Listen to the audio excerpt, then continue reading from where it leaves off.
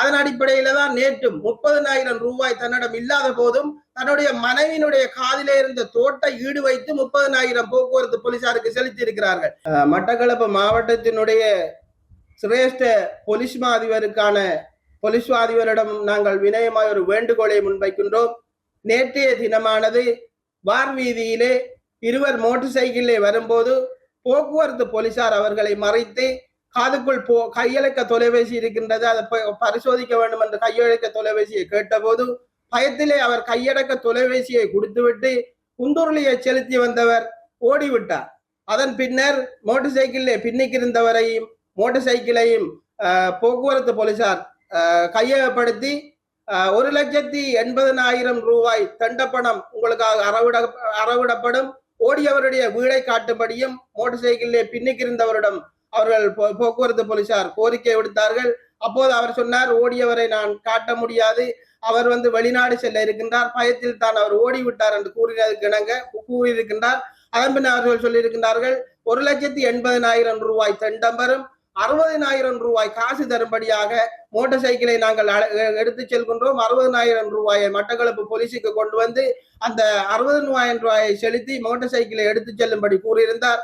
அவர் மட்டக்களப்பிலே கடற்தொழிலை அவருடைய ஜீவன தொழிலாக கடற்தொழிலை செய்கின்றார். அவர் ஒரு மீனவர்.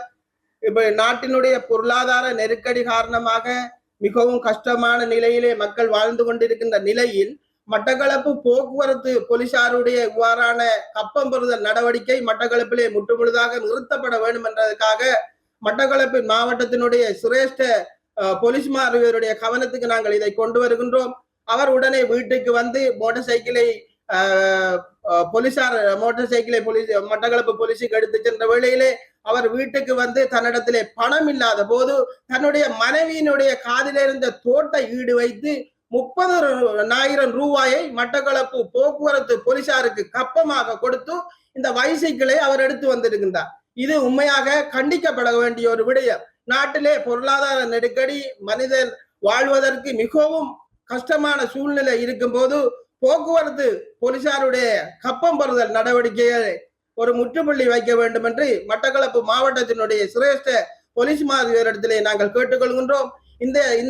இந்த சம்பவமானது நேற்றைய தினம் 11 மணியிலிருந்து 2 மணி அளவுக்குள்ளான நடைபெற்ற சம்பவம். இதனை கண்டறிந்து இந்த போக்குவரத்து போலீசார் இருவருடைய யார் இதை செய்தார்கள் என்பதை கண்டறிந்து அவர்களை உடனடியாக பணியிட நீக்கம் செய்து இந்த 30,000 ரூபாயை செலுத்தியவருக்கு அந்த பணத்தை மீண்டும் பெற்றுக் கொடுக்க வேண்டும் என்று மட்டக்களப்பு மாவட்டத்தினுடைய சிரேஷ்ட போலீஸ் அதிபரிடத்திலே நாங்கள் வினயமாய் கேட்டுக்கொள்கின்றோம்.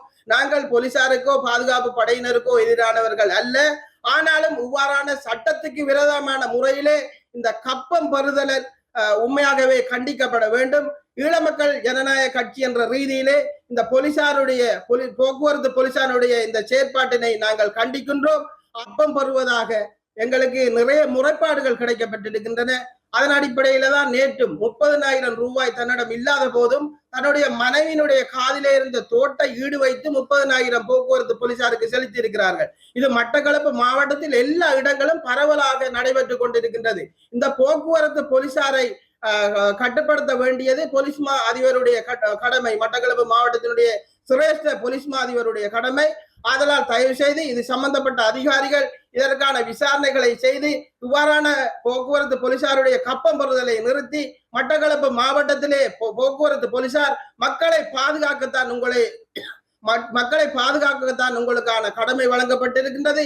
நீங்கள் மக்களை பாதுகாப்பதை விட்டுவிட்டு மக்களுடைய வயிற்றில் அடிக்க வேண்டாம் என்று மட்டக்களப்பு மாவட்டத்தினுடைய போக்குவரத்து போலீசாரிடமும் நாங்கள் வினயமாய் கேட்டுக்கொள்கின்றோம்.